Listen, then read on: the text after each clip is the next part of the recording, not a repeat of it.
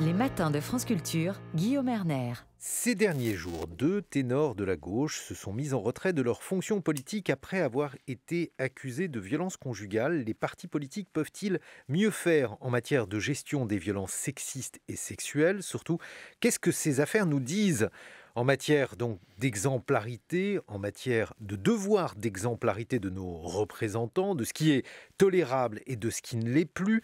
C'est la question que nous allons aborder avec vous. Laurence Rossignol, bonjour. Bonjour. Vous êtes vice-présidente du Sénat, ancienne ministre des droits des femmes. Et tout d'abord, votre regard sur ce qui vient de se dérouler en France. Écoutez, pour rien vous cacher, je suis un peu soucieuse quand même.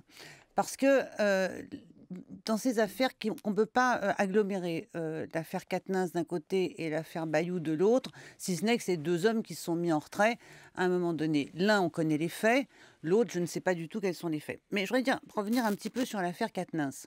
L'affaire Quatennens, au départ, est une affaire privée qui concerne un homme politique et qui donc aurait dû avoir des conséquences quasi essentiellement dans sa vie politique à lui. Cette affaire devient une affaire LFI Mélenchon à partir du moment où Adrien Quatennens fait ce que tout le monde considère qu'il devait faire, il se met en retrait, et où à ce moment-là, on voit déferler une avalanche de tweets gênants. D'abord celui de Mélenchon, et puis ensuite toute une série d'autres qui viennent appuyer le tweet de Mélenchon. Et là, on se dit, il y a quelque chose qui ne va pas, que ces tweets et ces messages auraient dû être envoyés de manière privée à Adrien Quatennens. Mais la lecture qu'on en fait est une forme de minoration de ce qui s'est passé et l'idée qu'en dernière analyse, il faut d'abord et avant tout protéger l'appareil, serrer les rangs camarades et on va raconter le réel tel que nous le voyons pour le transformer. Donc là, on a un problème. Et le troisième problème qu'on a après, c'est que aujourd'hui, il y en a qui demandent la démission d'Adrien Quatennens et on voit bien que les procédures qui ont été mises en place dans les deux formations politiques qui sont en cause, mais je les désigne pas du doigt en la matière, ce qui arrive aux uns peut arriver aux autres le lendemain. Voilà, je suis vraiment très modeste et très prudente.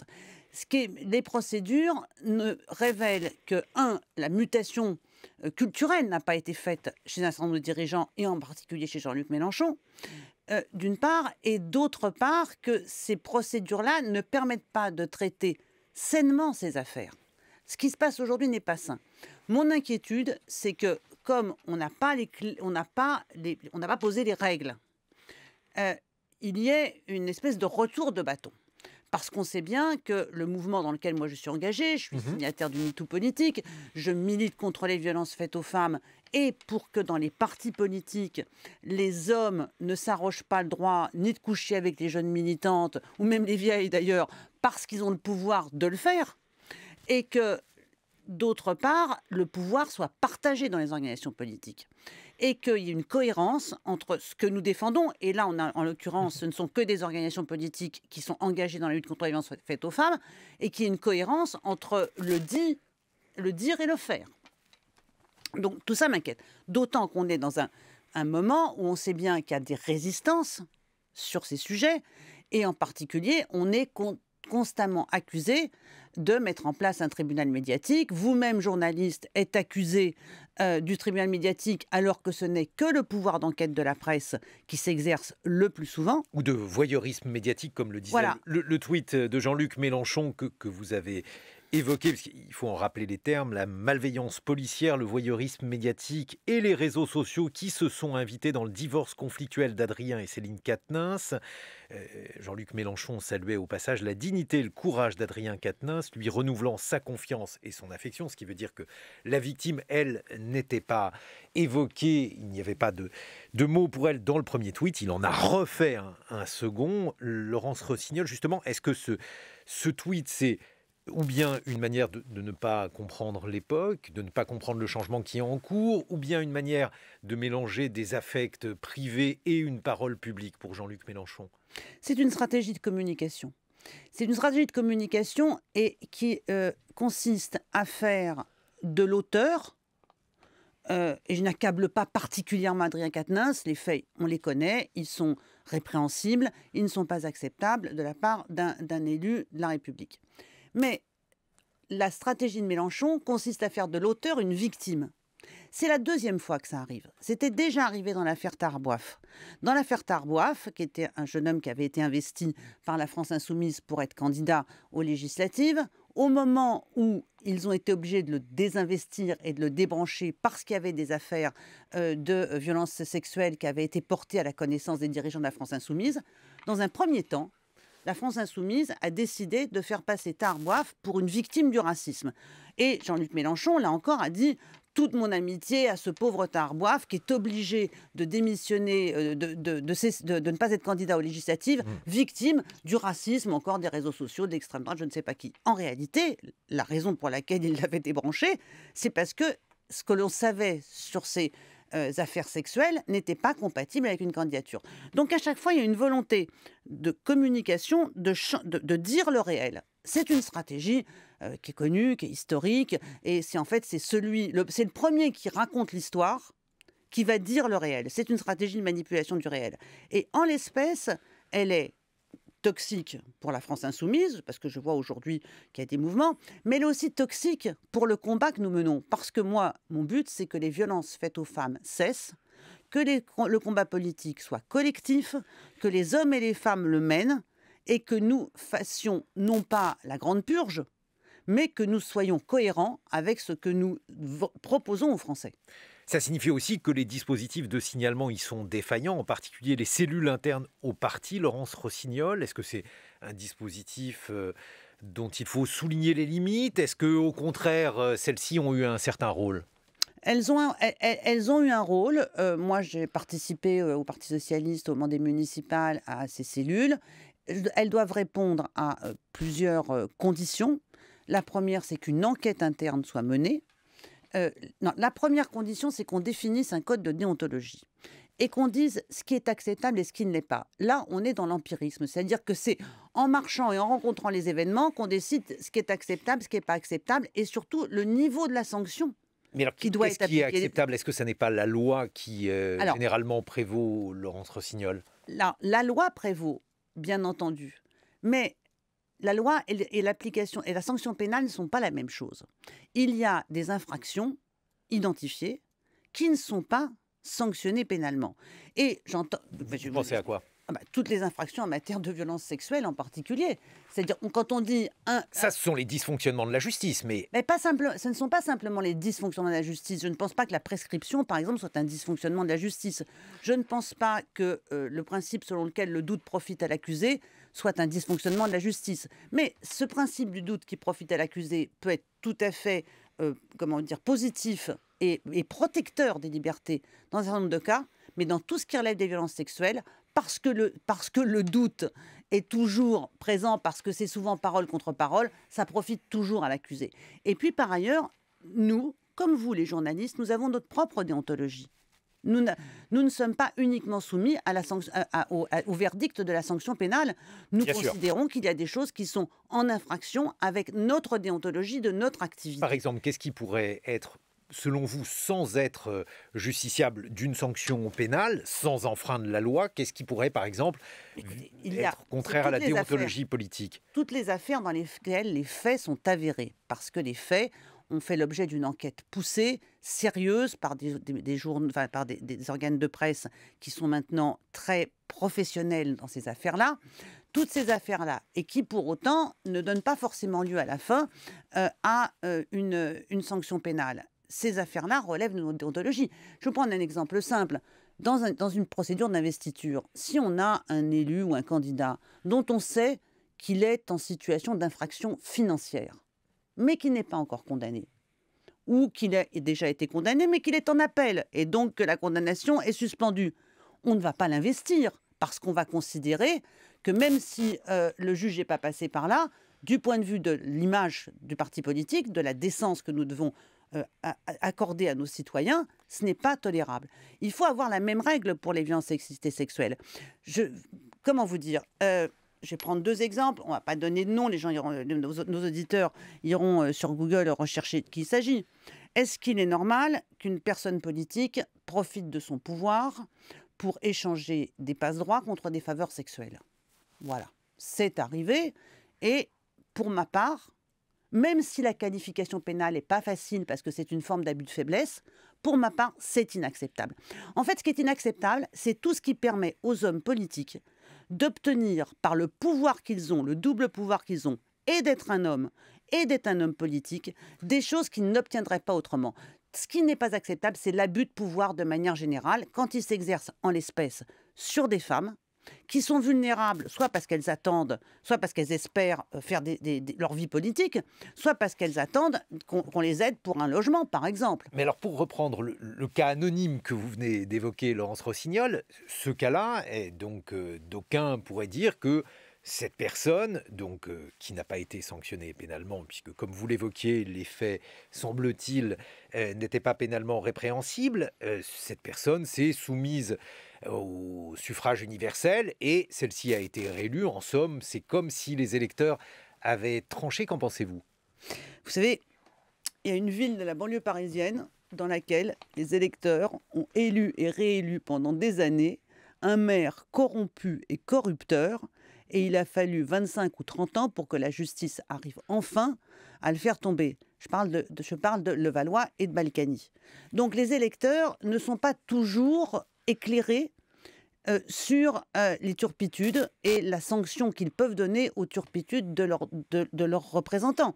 Alors après, on peut dire qu'en fin de compte, on peut dire dès lors que les électeurs, le suffrage universel et la loi pour tous, mais ce que je voudrais revenir au début de mon propos, parce que ce qui compte et ce qui est important aujourd'hui, c'est d'écrire ensemble les formations politiques féministes, celles qui s'affirment et se revendiquent comme telles dans leur statut, d'écrire ensemble ce code de déontologie. Ce qui est acceptable, ce qui n'est pas. Et quelle est l'échelle des sanctions? Quelle est l'échelle des peines? J'entendais hier la présidente du groupe Renaissance, les macronistes, pour faire simple, à l'Assemblée, qui est par ailleurs une militante féministe que je respecte dans bien beaucoup de ses combats, mais qui disait qu'Adrien Quatennens devait démissionner. Elle siège tous les jours à côté de Damien Abad, qui a fait l'objet d'une enquête de presse dont personne ne doute des faits et de la véracité des faits, qui fait l'objet d'une enquête de justice pour agression sexuelle et tentative de viol, ce qui me paraît être dans l'échelle des infractions quand même relativement élevée. Comment peut-elle tout à la fois demander la démission de l'un et s'accommoder de la présence de l'autre? C'est là où on entre. C'est là où il faut qu'on soit cohérent. C'est là où on entre dans ce que vous évoquiez tout à l'heure, qui est l'utilisation politique de ces faits, dans un sens comme dans l'autre, Laurence Rossignol. Mais là, difficile dans votre profession, parmi les politiques, de faire l'impasse sur ce type de réaction, non? Écoute, il faut être justement vigilant et pour ça, il faut écrire, pas tout seul d'ailleurs, il faut écrire avec des gens dont c'est le métier, j'ai envie de dire, dont c'est la compétence et l'expérience, des associations en particulier. Parce que là, maintenant, tout le monde pense avoir une compétence en matière d'identification des violences sexuelles. Justement, moi, je connais des associations dont on a besoin. Attends, juste, je finis ma phrase. Il faut écrire parce qu'il n'est pas acceptable que les violences sexuelles ou sexistes deviennent un instrument du combat politique. Ce n'est profitable ni au combat politique que nous menons les uns et les autres contre nos adversaires, ni surtout aux femmes. Parce que ça, en fait, en dernière analyse, elles se tairont. Alors justement, il y a une proposition de Fiona Texer, elle est à l'initiative du mouvement MeToo politique et elle est cofondatrice de l'Observatoire des violences sexuelles et sexistes en politique. Elle explique que ces cellules, à l'intérieur des partis, elles ont des problèmes structurels parce que leurs moyens sont limités, parce que c'est quand même compliqué d'être juge au sein de son propre camp. C'est-à-dire que Julien Bayou, qui dirige Europe Écologie Les Verts, dans quelle mesure une cellule à l'intérieur du parti est capable de juger des faits qu'il aurait commis. Et donc elle propose que la Haute Autorité pour la transparence de la vie publique élargisse ses prérogatives et traite donc des signalements de violences sexistes et sexuelles. Est-ce que par exemple ça, c'est un principe qui pourrait être utilisé, qui pourrait être retenu, Laurence Rossignol? C'est donner à la Haute Autorité une compétence qu'elle n'a pas. Pour le moment, la compétence qu'a la Haute Autorité est cohérente avec les profils professionnels de ceux qui y sont. Voilà, vous avez des hauts fonctionnaires, des fonctionnaires, ils savent vérifier des déclarations d'intérêt et de patrimoine. Pour le moment, à la Haute Autorité, il n'y a personne qui s'y connaît en violences sexistes et sexuelles. Personne. C'est des moyens d'enquête importants. Moi, je suis pas hostile à cette proposition, mais elle devrait être accompagnée, elle pourrait être accompagnée de la présence d'associations. Je pense à l'association contre la VFT, contre les violences faites aux femmes au travail, a une expertise qui est aujourd'hui exceptionnelle, qui pourrait être associée. Mais ce que je veux dire, c'est que l'ensemble des partis doivent se mettre autour d'une table. Moi, j'appelle tout le monde à ce qu'on rédige un code de déontologie. Et une fois qu'on l'aura rédigé, une fois qu'on aura ajusté, parce qu'il faut que ce soit équitable, on ne peut pas pratiquer la même sanction, quels que soient les faits, même si les faits sont répréhensibles. Bien sûr, mais les valeurs sont-elles communes? Parce que ça n'est pas aussi quelque chose d'évident. Moi, je suis modeste. Je propose que nous rassemblions les partis qui ont inscrit dans leur charte et leur déclaration de principe, vous savez, le code, la loi des partis, qu'ils sont des partis féministes. Voilà. Et ceux-là doivent pouvoir se mettre autour de la table. Ceux qui ne sont pas féministes, eh bien, on verra s'ils veulent venir. Mais on a besoin quand même de gens qui ont compris quelle est la dimension systémique des violences sexistes, sexuelles et conjugales et ce qu'elles signifient dans les modes de domination qui s'exercent dans la société, dans le théâtre, dans la culture, dans les médias et dans la politique. Mais alors, justement, parce que si on poursuit le fil de la morale, le cas que vous évoquiez, un homme politique qui userait, abuserait de ses prérogatives en faveur d'échanges, donc de faveurs sexuelles, dans ce type de cas où il est plus question, où il pourrait être plus question, si on se décolle de ce cas-là, de morale plus que de droit, par exemple, on peut très bien imaginer que les formations politiques n'aient pas la même conception morale, n'aient pas la même conception du bien. Est-ce que, par exemple, à gauche, il faudrait, je ne sais pas, une morale différente de celle qui pourrait prévaloir ailleurs, Laurence Rossignol? Non, je ne dis pas qu'à gauche, il faudrait une morale différente. Ce que je dis, c'est que tout ce travail qui a été fait, toute cette évolution de la société française, que ce soit la parité, la lutte contre les violences, et justement la compréhension systémique, vient de la gauche. Ça vient de la gauche. Mais alors, les compréhension systémique, je vais vous demander de m'expliquer ce que vous voulez dire par là. C'est-à-dire que ces violences ne sont pas des faits individuels qui ressortent exclusivement de comportements conjoncturels et d'un individu. Ils s'inscrivent dans une culture collective, cette culture collective étant fondée sur la tolérance, une grande tolérance et une grande complaisance à l'égard de ces violences. Vous savez comme moi que fut un temps, on considérait que frapper sa femme était une affaire privée et que le viol était le plus souvent considéré comme étant de la responsabilité de la personne qui avait été violée. Donc c'est ça la dimension systémique. Voilà. Mais à la fois, vous avez à juger des cas individuels, donc en l'occurrence les politiques que nous avons évoquées en introduction, et ces cas individuels, ils relèvent donc d'une responsabilité de la personne dans ses actes qu'il a ou qu'il n'a pas commis. Ah non mais attendez, je vous dis pas qu'à la fin c'est le patriarcat qui va démissionner du Parlement. Ce que je vous dis, c'est que il faut un cadre référence commun, il faut une morale commune. Le droit est fondé sur de la morale. Si nous écrivons notre propre droit, il faut que nous fondions notre morale. Et puis aussi les limites, parce qu'il y a des faits qui sont incontestablement établis, répréhensibles et incompatibles avec un mandat politique.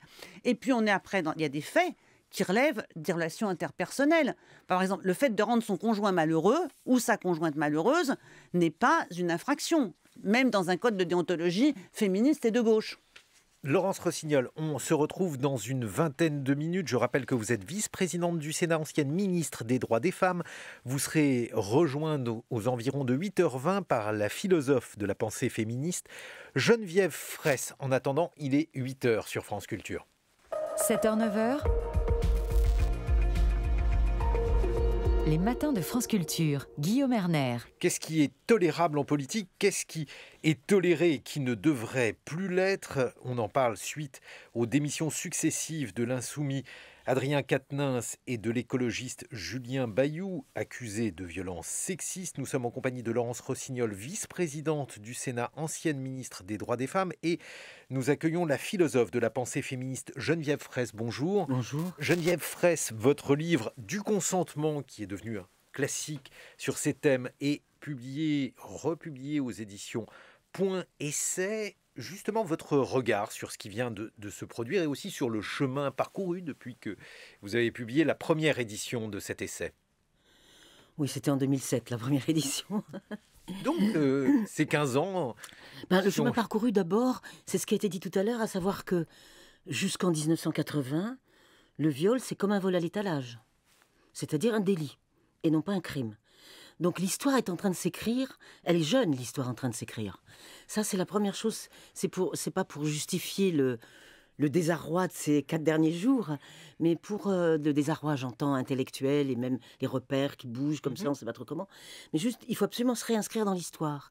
Ça, c'est important, parce que là, j'ai évoqué une loi, celle de 80, mais ce qui se passe depuis MeToo, c'est que ce n'est pas seulement la question judiciaire qui est posée.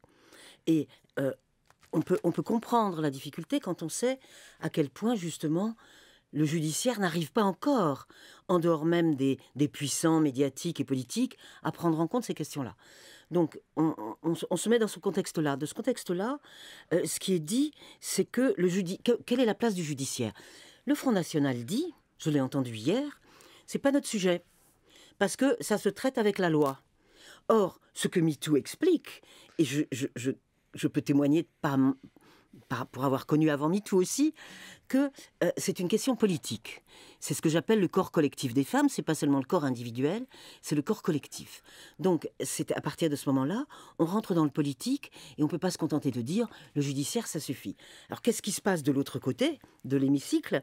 C'est que on s'affronte aux politiques. Et c'est un peu le désordre, avec la référence machiste qui remonte, ou bien je tire plus vite que mon ombre qui... À quoi pensez-vous, Geneviève Fraisse, quand vous parlez de... Oh, mais vous voulez vraiment que je cite ? C'est-à-dire que si... des exemples. Non, mais des exemples, il y en a beaucoup. Mais la question va être qu'on va du coup déplacer ce qui était judiciaire et politique, on va le déplacer sur le plan moral et psychologique. Alors, ça donnera effectivement le courage salué par Jean-Luc Mélenchon, mais ça peut donner aussi Emmanuel Macron qui dit « j'ai parlé d'homme à homme avec Gérard Darmanin ». Ah bon, d'homme à homme. C'est comme ça qu'on parle de la question des violences, qui est un sujet politique. Donc là, moi, j'introduis le mot politique. Et en introduisant le mot politique, je vais dire que c'est pas seulement une parole qu'on a libérée, parce que je ne sais pas qui l'aurait libérée. Les femmes ont pris la parole. Et le petit avant-propos que je fais pour l'édition de poche du consentement, je l'ai intitulé « Et la libération de l'écoute ». Point d'interrogation. C'est ironique de ma part. Est-ce qu'ils écoutent ? On n'en est pas encore là. Et si vous me permettez, j'ajoute encore un mot. Pourquoi ils n'écoutent pas ? Parce que, et c'est un mot qui vient de sortir avec le témoignage d'une des victimes, je mets des guillemets, de PPDA, c'est le mot immunité. Immunité, ça veut dire quoi ? Ça veut dire que impunité, je dis immunité, je veux dire impunité, pardon. Impunité, ça veut dire quoi ? Qu'on est en dehors du juridique. Donc, ils se sont pensés que cette question-là, qu'elle soit privée, ou de la part d'une star, ou de la part... que c'était du privé. On est en train de comprendre, bon, voilà, que le privé est politique, mais pas de la façon dont on l'a dit dans les années 70, c'est autrement. Justement, c'est intéressant de revenir sur cette expression, qui est une expression finalement assez complexe et qui mérite d'être définie. Laurence Rossignol, le privé et politique, pour vous, ça veut dire quoi aujourd'hui ? Le privé et politique, ça veut dire qu'une partie de ce qui a été longtemps considéré comme relevant de la sphère privée, c'est-à-dire des relations interpersonnelles, particulièrement au sein de la famille, ou dans les relations sexuelles, était considéré comme ne relevant pas du débat public et d'un jugement public. C'est ça le privé politique. Et on a pendant des années renvoyé, Geneviève Fraisse le dit à l'instant, on a minoré les questions de viol, on a renvoyé les questions de violence conjugale au foyer. Voilà, c'était pas des violences conjugales, c'était des difficultés de couple.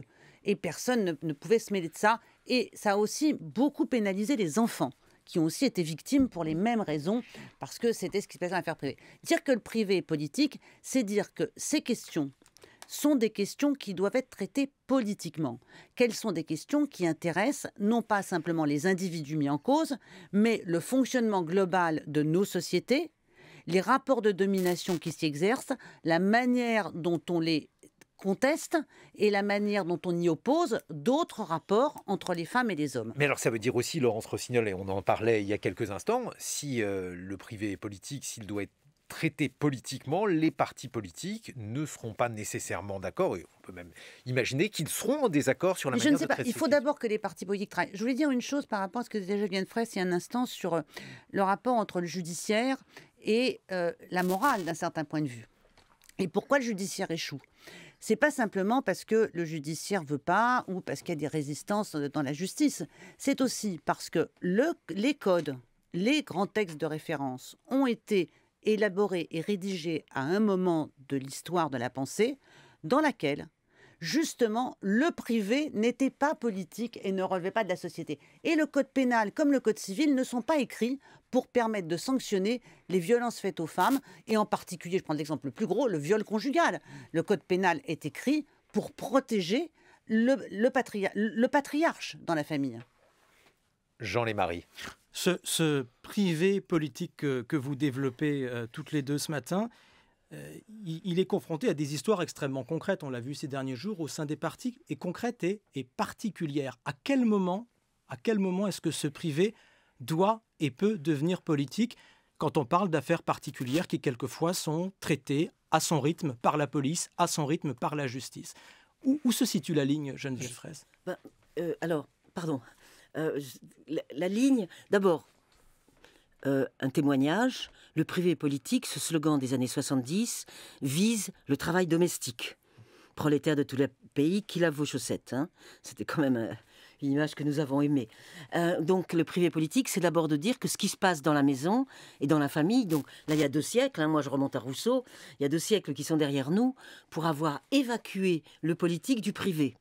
C'est la démocratie le contrat social renvoyait les 2 gouvernements, il y avait la famille et la cité. La famille n'était pas le lieu du politique.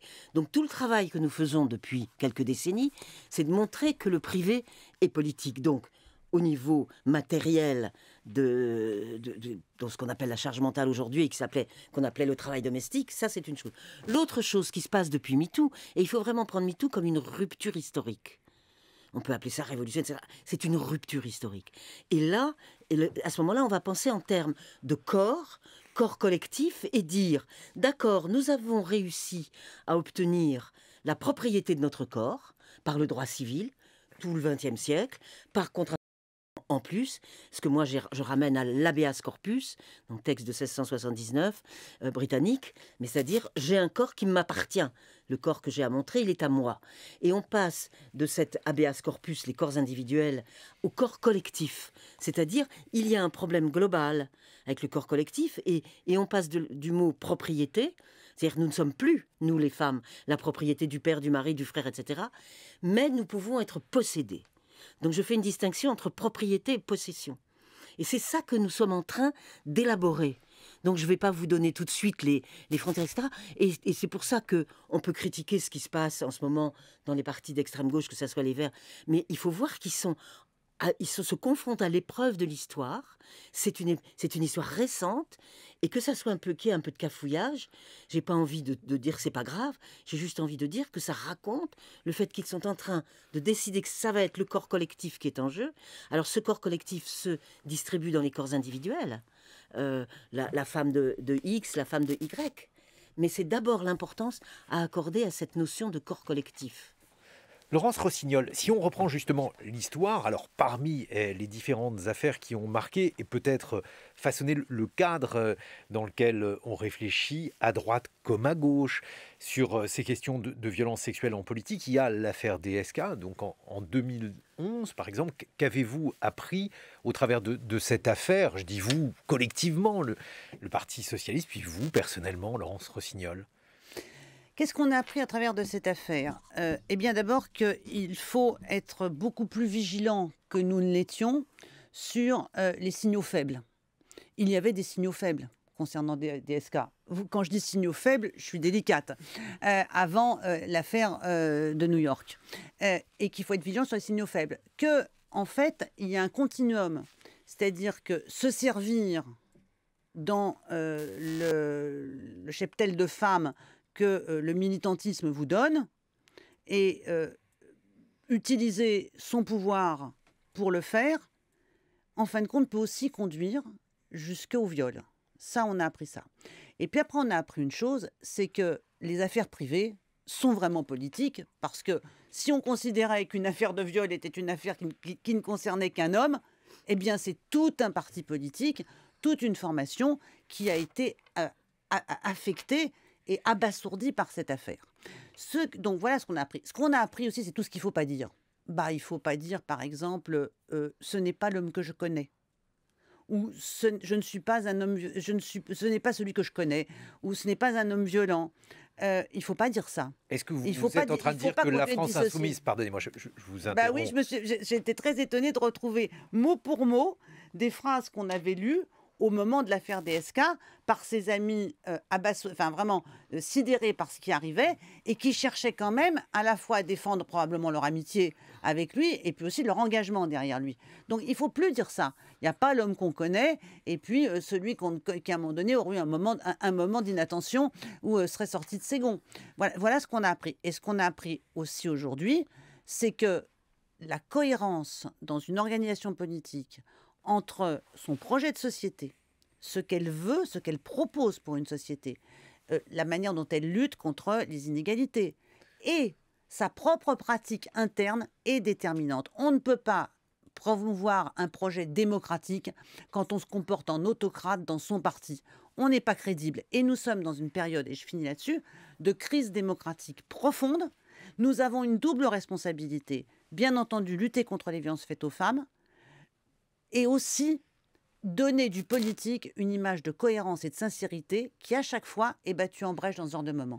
Mais alors, Geneviève Fraisse, là, interroge aussi la question de la droite et de la gauche, parce que ceci intervient donc à gauche pour les deux dernières affaires. Ça ne veut pas dire que la droite est exempte de ce genre d'affaires, mais a priori, si l'on voulait reprendre l'histoire du féminisme, celle-ci se déroule principalement à gauche. Qu'est-ce que ça veut dire ? Est-ce que ça veut dire que les partis de gauche n'ont pas encore complètement pris conscience de ce que signifiait cette révolution féministe ? Alors là, il va falloir que puisque vous parlez d'histoire, je vais en profiter pour remonter sur les 2 siècles qui nous précèdent. J'évoquais déjà Rousseau à l'instant, mais déjà, quand j'écris Muse de la raison, qui va être d'ailleurs mal vécu quand je le sors pendant l'année du bicentenaire, en 89, c'est parce que je parle de démocratie exclusive. C'est-à-dire que je montre que, finalement, les femmes, oui, mais au banquet, oui, mais debout pendant que les hommes s'assoient autour de la table. En gros, c'est mon image que j'emprunte, que je traduis venant d'un écrivain du 19e. Donc, pourquoi, à ce moment-là, ça veut dire que l'extrême gauche, elle, si elle est, comme je démarre avec Sylvia Maréchal, qui est donc un babouiste, si elle est la plus en alerte, c'est parce qu'elle est la plus consciente que c'est de l'égalité dont il s'agit. Tandis qu'à droite, au fond, on peut faire une hiérarchie, et bien, il y aura quelques femmes exceptionnelles, etc. Tout ça, c'est pas grave. Tandis que la gauche, elle va penser que c'est le pour toutes. Et c'est ça qui la rend d'autant plus fragilisée par ce qui lui arrive, même y compris aujourd'hui. La deuxième chose que je veux dire, c'est que ce qui s'est passé, c'est ce que Rousseau a très bien fait. Enfin, nous a rendu de façon très claire ce qu'il a fait. Il dit, on ne regardera plus ensemble le gouvernement de la famille, le gouvernement de la cité, c'est-à-dire le gouvernement civil et le gouvernement politique. Contrairement à ce que même Montesquieu et d'autres ont fait avant. Pourquoi ? Parce que du coup, comme ça, les femmes vont faire les mœurs, les hommes vont faire les lois, les hommes sont dans l'espace public et les femmes, elles sont la précieuse moitié de la République en élevant les enfants. C'est ce que j'ai appelé les 2 gouvernements. Et donc, nous sommes en train de vivre, 2 siècles après, cet aboutissement de tous les droits qu'on a obtenus, et maintenant de dire, on passe aux choses sérieuses, qui sont donc ce corps collectif, l'espace privé, et pas seulement à le penser de manière 1 + 1 + 1 + 1, ce qui est un peu le cas cette semaine, mais c'est pas le plus important pour moi. Ce qui se passe, c'est qu'on est en train de mettre en cause cette partition qui nous a été imposée par les penseurs du contrat social. Je peux dire un mot à l'instant. Je pense que c'est très important d'écouter ce que dit Geneviève Fraisse, et ça m'évoque quand même une réflexion. C'est que, en écoutant Geneviève, on sait que la pensée féministe est une pensée philosophique, n'est pas simplement une somme d'émotions et d'indignation. Merci. Et c'est très important de le dire en ce moment. C'est très important de le dire en ce moment, parce que nous sommes à un moment où le mouvement féministe, beaucoup poussé par l'indignation, la révolte, la rébellion, et l'émotion auxquelles les réseaux sociaux nous poussent. J'insiste là-dessus parce que je pense que les réseaux sociaux nous poussent à double attitude, émotion, détestation. Et qu'il n'est pas si facile que ça entre les deux de développer une pensée complexe. Et ce mouvement féministe que nous vivons aujourd'hui, qui est ouvert par MeToo, il doit aussi se penser en harmonie et en lien avec le reste des pensées, qui sont les pensées de notre espace démocratique, républicain et les autres pensées philosophiques. Il faut se rappeler que le féminisme est une véritable pensée articulée avec d'autres pensées. Et c'est le travail que nous avons à faire aujourd'hui. Et heureusement qu'il y a Geneviève Fraisse et d'autres jeunes philosophes pour le faire. Parce que si on ne fait pas ça, le féminisme ne trouvera pas son prolongement dans la règle commune et collective. Voilà, je ne m'exprime pas aussi, je ne suis pas aussi bonne dans l'expression philosophique que l'est Geneviève Fraisse, mais je crois que c'est très important, et c'est pour ça qu'on doit parler et on doit écrire. Et pour en revenir à votre question, il y a un instant... À celle de Jean Lémarie. Voilà, à celle de Jean Lémarie, pardon, oui, parce que personne ne voit à la radio que je le montre du doigt.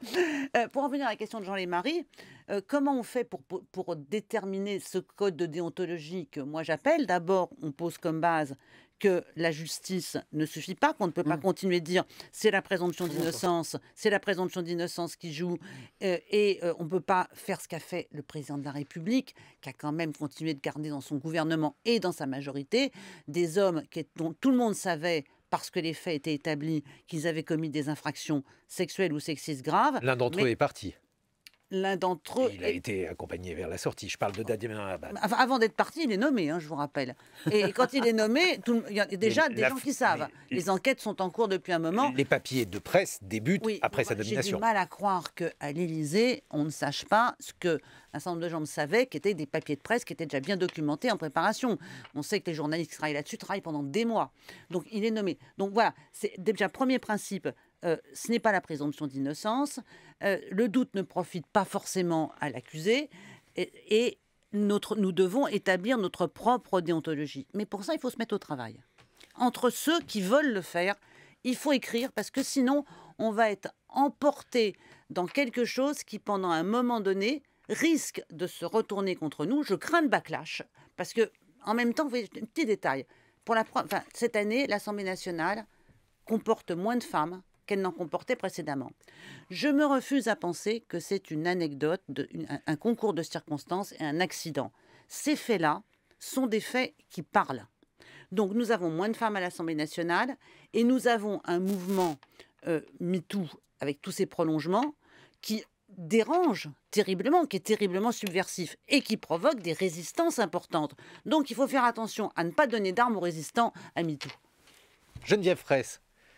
Là-dessus, par ailleurs, c'était intéressant ce que disait Laurence Rossignol sur l'histoire de la pensée. Non, mais lorsqu'on y réfléchit, effectivement, les grands auteurs de gauche, des hommes, ont bien souvent considéré que le féminisme était une tâche absolument aveugle sur laquelle... c'est à qui le dites-vous? C'est pour ça que je vous le dis à vous, par exemple, Geneviève Fraisse. J'ai décennies à travailler sur tout ça. Et donc, j'ai bien l'intention de continuer. Mais si vous pouvez nous en dire quelques mots, parce que c'est quand même... Donc, je sais qu'on vous doit notamment cette prise de conscience sur Rousseau, par exemple, mais pas uniquement. C'est quand même très étonnant. Oui, mais même... mais si vous voulez, il y a plusieurs choses. D'abord, on revient de loin.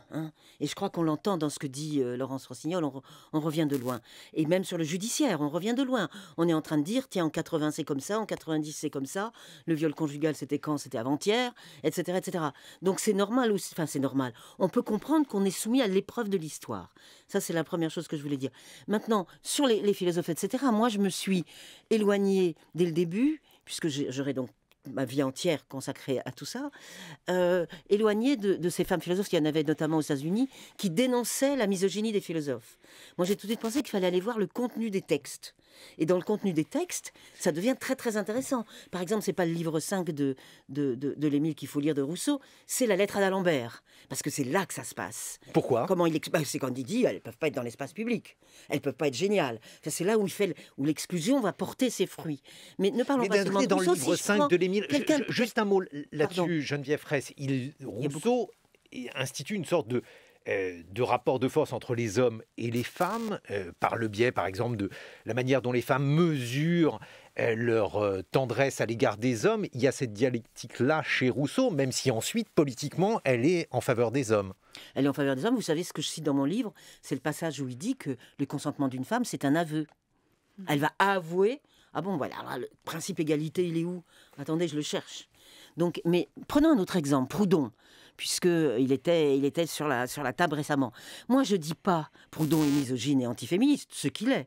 Je dis, comment pense-t-il son rapport des êtres dans la famille, de manière à ce qu'on puisse, à l'extérieur de la famille, faire la révolution. Donc il a besoin de l'inégalité entre les sexes pour penser la révolution. Donc c'est ça qu'il faut montrer chez les philosophes. Et c'est ce que j'avais fait dans l'histoire des femmes notamment. J'avais fait l'article de Kant à Freud, en gros, pour montrer comment finalement ils ont une pensée. Donc ils n'ont pas seulement des humeurs. Donc moi je sors des humeurs, il faut passer à l'épistémologie philosophique. Et à ce moment-là, ça fonctionne comment ? Proudhon est un excellent... Épistémologie, peut-être un mot pour dire c'est-à-dire les conditions de possibilité de penser. C'est-à-dire qu'il a besoin de l'inégalité des sexes dans la famille pour pouvoir affirmer sa pensée révolutionnaire. Et c'est là où ça devient intéressant et en même temps terrible. Parce qu'on ne pourra pas dire, j'ai entendu ça pendant des années, il est victime des préjugés de son temps.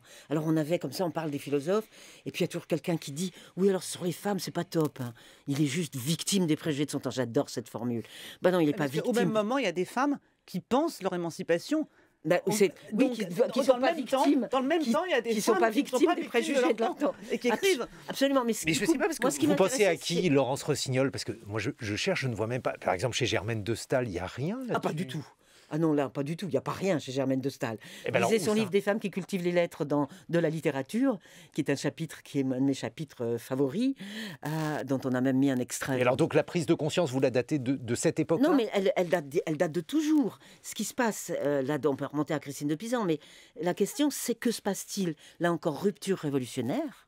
Il se passe ce que j'ai dit à propos de l'extrême gauche et de la gauche, c'est la pensée du pour toutes. C'est-à-dire c'est la question de l'égalité. On est dans les principes démocratiques avec le féminisme. Arrêtons de tout mélanger, il y aurait du féminisme avant, après. Non, la rupture révolutionnaire, on sait très bien que ça sera à ce moment-là, toutes les petites filles iront à l'école, toutes les femmes pourront faire ceci, etc., ou seront citoyennes. Et c'est là où ça affole. Un mot de conclusion, Laurence Rossignol, puisque malheureusement... l'heure tourne. Est-ce qu'il y a aujourd'hui des mesures à prendre rapidement dans les partis politiques? On a parlé des cellules, notamment d'alerte, qui ont été mises en place.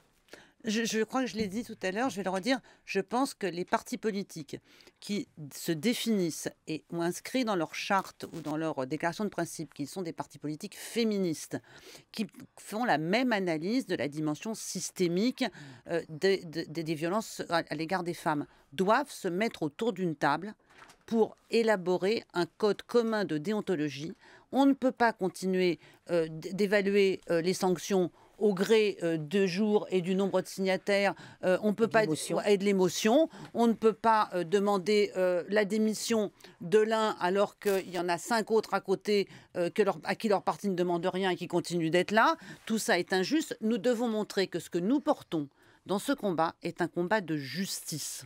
C'est ce que nous voulons, la justice. Laurence Rossignol, vous êtes vice-présidente du Sénat, ancienne ministre des Droits des Femmes. Geneviève Fraisse, donc je renvoie à cet ouvrage qui reparaît en poche, point essai du consentement. 8h44 sur France Culture. Dans quelques instants, le point sur l'actualité.